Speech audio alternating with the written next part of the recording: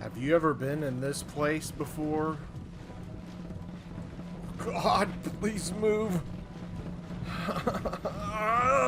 It's just not doing anything. Well, don't worry, we've all been there.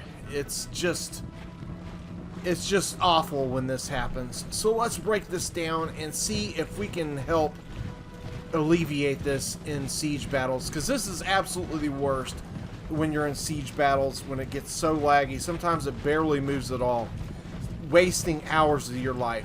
Let's stop that now.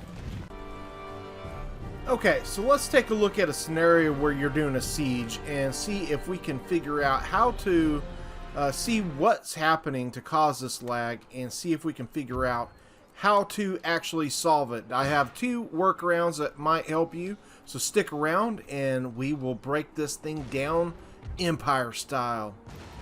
Okay guys, don't forget, if you are liking this content, don't forget to hit that like button and also that subscribe. It is free and it lets me know that you love me or something.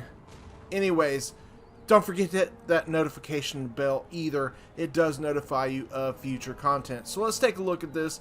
This is a standard siege battle, and okay, so you're gonna see in this strategy, which I used to use quite often, and you can go back to some of my earliest campaigns and actually see that in action, is using solid shot to take down sections of the wall. Then you roll your artillery forward and use canister shot as they sally out of the walls.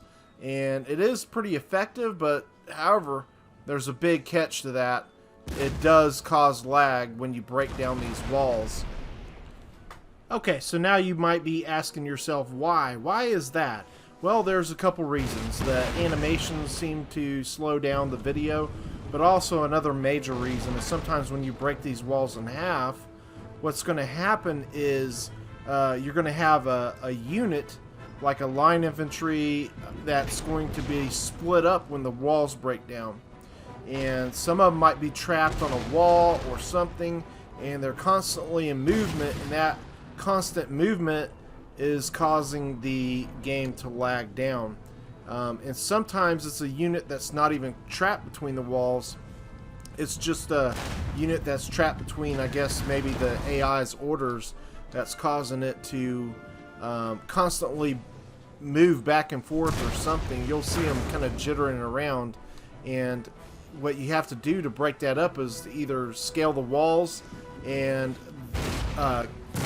it causes the AI to start sending out new orders, if that makes sense.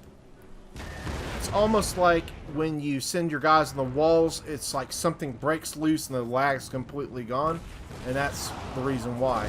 Now, that isn't always the most efficient way, because sometimes you're rushing into a battle, you're going to cause yourself more damage than you need to.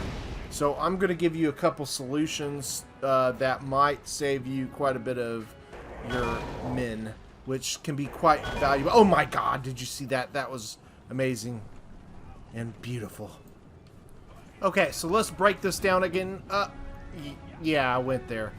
Okay, so you don't end up with this horrid lag, and you don't lose tons of men. Let's do it.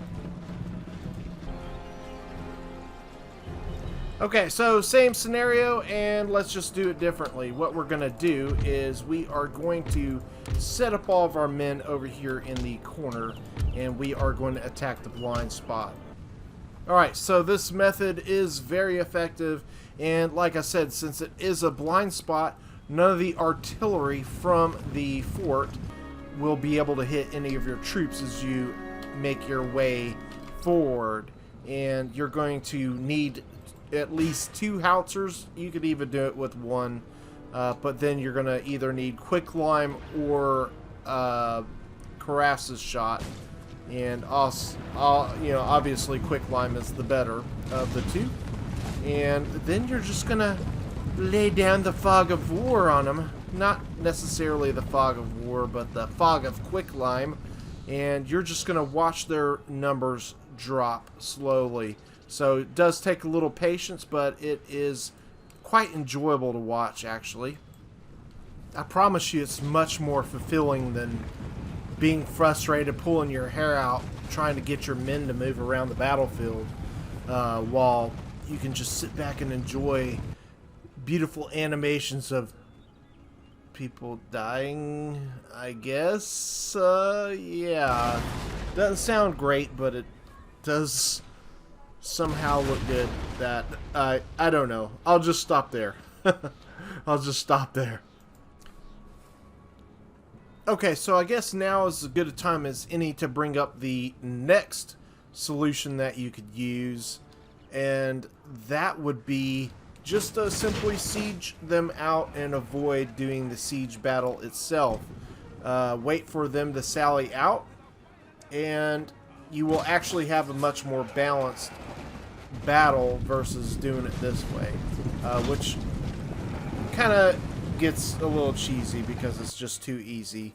Because like I said, all the men will come to the corner where you're at, so you just have to be patient in this method right here that we're watching, because all the men are going to come to that corner slowly but surely. As you kill off units, they're going to slowly come there. So like I said, the second option is sieging them out, letting them sally out, and you actually get to fight a more challenging battle than this.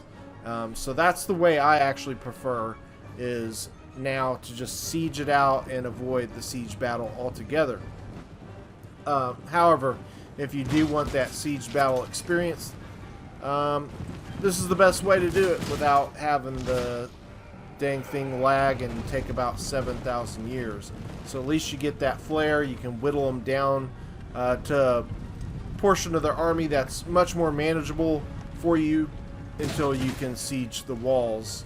I mean, not siege the walls, but scale the walls and take it. So those are your two options that will help keep you from having a battle that might take 2 to 3 hours just to watch your guys move in super slow motion like they're the massive turtle that they should not be. Well, I guess you could always say another option is just to go in and fight it out without breaking the walls down and siege walls all over and lose tons of men. But I figured these two options might be a little more beneficial to you and your men if you like keeping them alive.